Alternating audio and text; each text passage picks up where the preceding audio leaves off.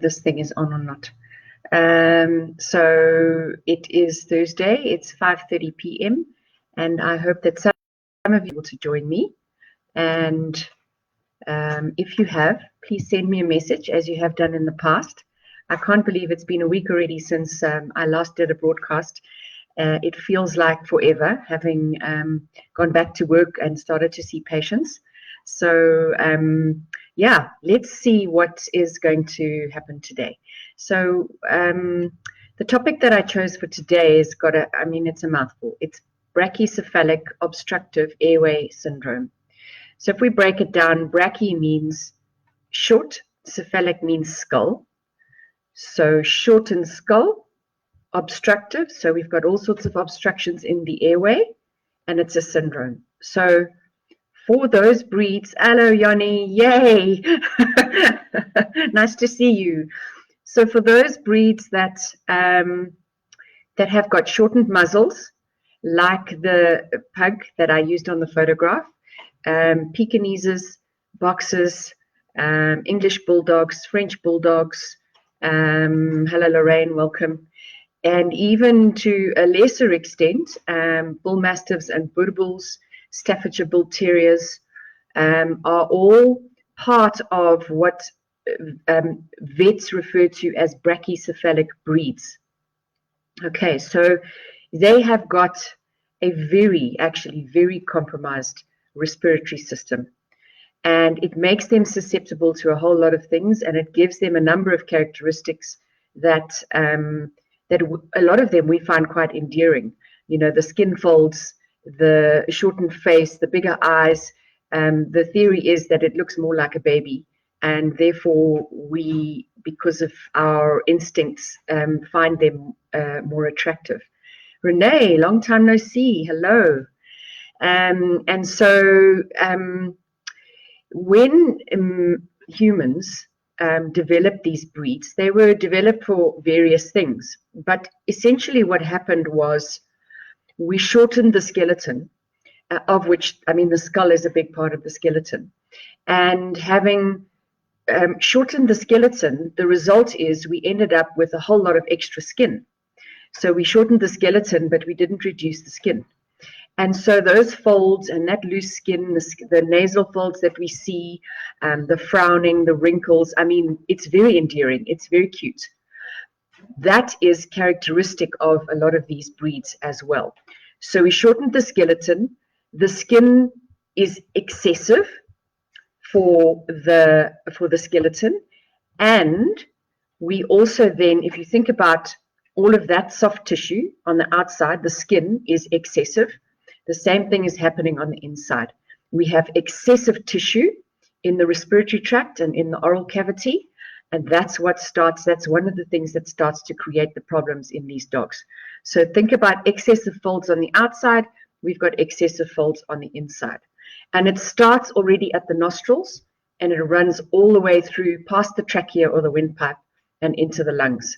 And there is I will share the website with you on this feed when I'm done. It is the veterinary school from Cambridge University have actually got a research project going with regards to these dogs, and they have developed a way of determining the degree of compromise in a specific individual animal.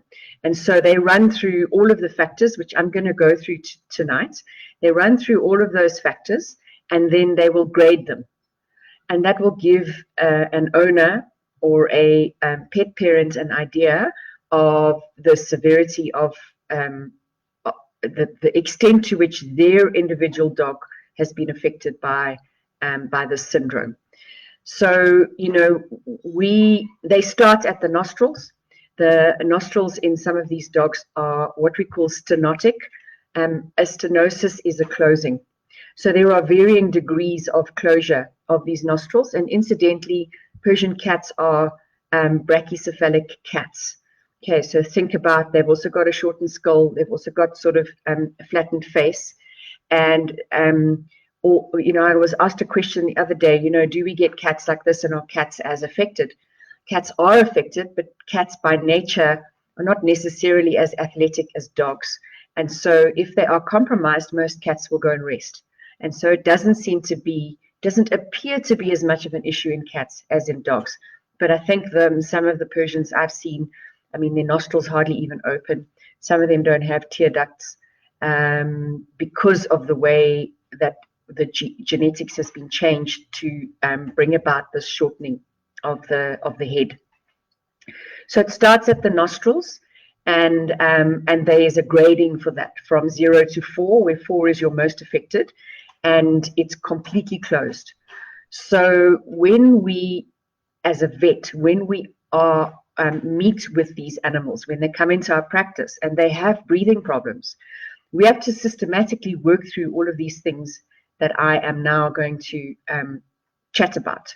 And so if those nostrils are too small or closed or stenotic, then we can surgically open them. So we remove bits of the cartilage on the inside of the nostril. Okay, and we open up the air access, okay, through that area.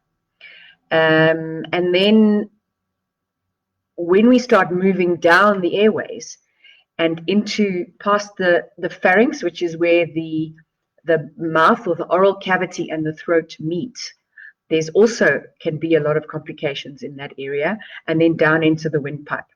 So I want to show you, I'm trying something new, but I wanted to actually show it to you, and I didn't know how to put it on the screen without actually printing it. So what I'm going to show you now is an MRI scan of a normal dog. So I think this one is a German Shepherd, but just think in terms of a German Shepherd has a longer muzzle compared to a Bulldog or a Pekingese. So what you see on the picture, whatever is black is air, and whatever is white is solid, usually bone. So if I hold this picture up, I hope you can see it. I'm going to peep around the side, and we start at the nostril. You can see the opening of the nostril. Follow the black. There's a nasal passage. Okay. That white bit up there is the start of the nasal bones. And down here, you can see the teeth. These are the jaws. Okay. So in here, these are sinuses, where my finger is. Okay. And inside those sinuses, we have fine plates of bone and cartilage covered by membrane. So think of pink membrane in your eyes, okay? It's covered by membrane, and the purpose of this, and it's in layers, the purpose of this is to increase the surface area within that cavity to assist with heat exchange. Remember that dogs' heat exchange occurs through their respiratory system, and that's why they pant. They don't sweat like humans and horses. Well, they do, but in very small areas. It's not enough to it's not enough to thermoregulate. So they're very reliant on their entire muzzle and their tongue to assist with heat regulation. So normally we would have these plates covered by membrane. So the number of plates increases the surface area, which allows for exchange. And the membranes are always full with blood vessels. And it's the blood vessels that will then, the heat moves through those mucous membranes, the blood vessels dilate, and they start to remove the heat from the area as it works its way down into the lungs. The opposite is also true in very cold climates. It will regulate and warm the air before it gets down to the internal organs. Okay, so that is the purpose of those. They're called nasal turbinate bones. So those are them, okay, in this region. All right. Then we start coming down the airway, okay, and this area here, sorry, I've got to figure out this area here is the pharynx. So it's the throat, it's the back of the throat, okay, and you can see it's black, loads and loads of airspace, okay, and the flap that you see there will be starting with the larynx or the voice box, and there's soft tissue that comes off the palate. So this bone that you see here is the palate or the roof of the mouth, and coming off that is what we refer to as the soft palate, which is a piece of flesh, okay, and then down into the airways. Now, I want to show you a French bulldog. Okay. How much black do you see in the airway area of this dog in comparison to the German Shepherd? Okay. Very little. That is the extent to which we have compromised these dogs as a breed. So they have got very little nasal sinuses for heat exchange. Okay, look, where's the nostril on this dog? Okay, I mean, in comparison, I'll show you. I've got them on one sheet. I'll show you, but there's hardly any nostril. Now we come down into the throat area. Look at all of this solid tissue. I mean, there's not even a solid black line, which is the airway. Okay, so these dogs, remember I said they've got more folds now inside their throat, more folds of flesh. Like on the outside, they've got folds of skin. They have folds of flesh inside their throat, okay, which impedes breathing. All right. So if I just show you the two together, I'm not sure this has worked, but if I just show you the two together, have a look. The bottom one is the German Shepherd type dog. The top one is, I think this is a French Bulldog. Look at the black. The black here on the inside of the skull are the airways. Here we've got black, but not a lot. Okay, so we've really compromised their respiratory capacity and their ability to exchange, to regulate, to thermoregulate. And so if you have one of these dogs, really walking them and exercising them needs to happen early in the morning or late in the evening when it's cool, so that they don't, she's coming to inspect, so that they don't overheat. So many of these brachycephalic breeds are very, very sensitive to heat stress. Okay, and that's something else we can look at coming in future episodes. We can chat about heat stress. Okay, but they're very susceptible to heat stress. So what else have we got? We've got blocked nostrils, and all of these will vary to a degree. Some individual dogs are going to be more affected than others. As you start moving through the nasal passages, the nasal sinuses and the turbinates, that's shortened. That area, that surface area for heat exchange is shortened. Then you start coming into the throat, so the pharynx, and then the voice box area, the larynx. We've got lots of extra skin folds. So your vets might tell you, your dog snores a lot, all right? Your dog sometimes does a reverse sneeze, which is kind of like a sound. And basically, it's because we've got that soft palate is very long, extra skin, extra folds. And as they breathe and that pressure changes, it actually gets breathed over the opening to the airway, to the windpipe, and it blocks that airway. Okay, so as you breathe in, you breathe that flap. If this is the hole, the flap gets breathed closed over the hole. Okay, and held there. All right. So we've got extra tissue there. The vets can refer to it as an elongated soft palate, and they will often surgically remove the extra bit of skin. Okay. And then we have inside the larynx, or the opening of the windpipe, of the trachea, we have got tonsils, and we also have little saccules. And these saccules, because of the extra skin, can often kind of like evert. They almost how can I explain it? They kind of like push out. So ordinarily they would be inside a little sac, and the back of the throat would be smooth. In these dogs, they evert. They push out, and now we've got these two little saccules that are also sitting as bobbles at the back of the throat instead of it being smooth. Okay, so those can also be attended to surgically. Then if we move into the windpipe can be what we call hypoplastic, H-Y-P-O. that means less. Plastic means growth or development. In other words, we have a poorly developed or an underdeveloped windpipe. That means in a normal dog, it would be that for us, let's say we're talking a 10-kilogram dog that has a longer muzzle. Let's say the windpipe is that size. A hypoplastic trachea, the windpipe is now that size. So not only do we have problems through the nose, through the sinuses, through the back of the throat, now we have a windpipe that's half the size it should be. Okay, that is going to impact severely on the airways and on the ability to get sufficient oxygen to actually move, and even more so when the dogs exercise.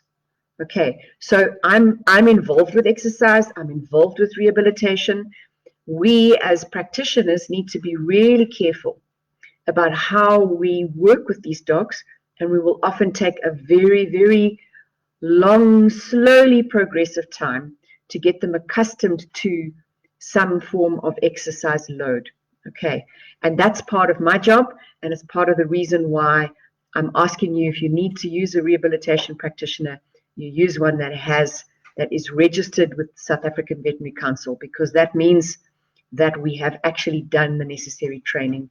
Okay, just an aside. Okay, the other thing that can happen, so the windpipe is actually, it's round and it is made up of rings of cartilage. So we've got ring, ring, ring, ring, ring, ring, all the way down. But the cartilage is only 3/4 of the way around. So it's only from the one side down the bottom and up to the other side. So this portion at the top, so if this is the dog, the portion at the top is membrane. Okay, and that means that that cartilage, that windpipe, as we breathe, can open and close. If it was all cartilage, it wouldn't have that elasticity. Okay, now what happens, because there's so much strain, everything is compromised, there's so much pressure created to breathe in, that when the dog breathes in, that windpipe collapses. Okay, and so we can have a collapsed trachea fairly commonly in any of these breeds. It's also a fairly common occurrence in toy poms and chihuahuas and miniature pinschers. Okay, so we do have surgical procedures depending on the degree of that collapse. We do have surgical procedures where we can put in a stent and various other things to support that airway to keep it open. I have not ever done any of those surgeries, and I'm not aware of how successful they are, but as they are, you can find research articles on them, there must be some degree of success.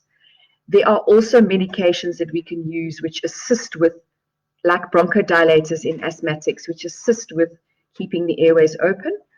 And also we can use medicines which assist with drying up of mucus. So we don't want it too dry, but you can understand that if we've got all of this extra skin fold, we would probably have a lot of extra mucus as well, or moisture. Too much of that is going to affect our ability to breathe and exchange the air. Okay, so we need to be really careful with these dogs in terms of exercise, how much and when in the day we exercise them. Okay, if there's a lot of snoring, if there's a lot of reverse sneezing, if they really battle to breathe, if their tongue goes blue, it means they are lacking in oxygen. Please, your vet needs to assess them and assess the cause, and may need to do some surgery to help alleviate some of those problems. Okay, so I mean, I think that's pretty much what I've got to say on brachycephalic obstructive airway syndrome. Eileen says perhaps these types of compromised breeds should be phased out. And so Eileen from Crufts 2019, I think, the British Kennel Club, or the equivalent of the Kennel Union of South Africa in Britain, has declared that over the next 3 years, all of these breeds, they want to see a certain percentage increase in the muzzle size, If their nostrils are graded higher than a 2, they will not be judged. They'll be disqualified. So the breeders' associations are now putting measures in place to bring the dogs back to at least some form of function.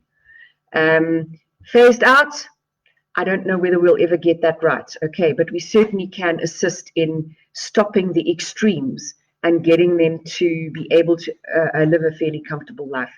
Magda wants to know if it's inbreeding.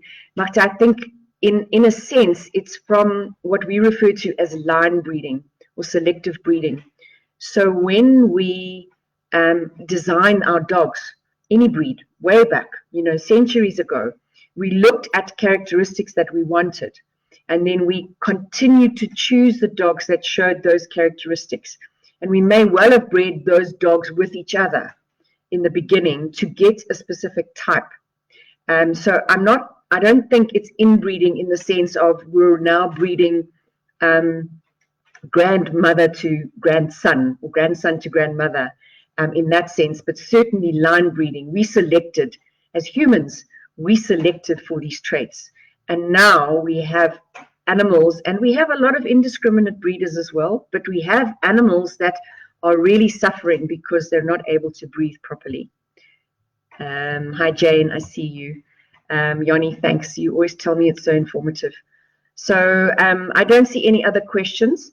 I will thank you so much for joining me this evening, and I will be back next Thursday, same time. It seems like quite a lot of you managed to log on. If there's another preferable time, I'm open to suggestions. So, let's see. This is a work in progress, and I really enjoy these sessions. So any suggestions you've got for things that you might want to hear about, send them to me, put them in the chat box, and I'll see how we can approach any number of topics. And I will put up the website for the Cambridge Veterinary School. It's got a lot of videos on it that show the extremes of the things that I've been talking about. But for those of you that want some extra stuff and actually a visual, I found it quite shocking, to be honest. I knew that these dogs were compromised, but I never appreciated to what degree. And that has spurred me on to share some of this. So thank you. Have a lovely evening. Tomorrow's Friday. I hope you all have a fabulous weekend. Thank you for your time.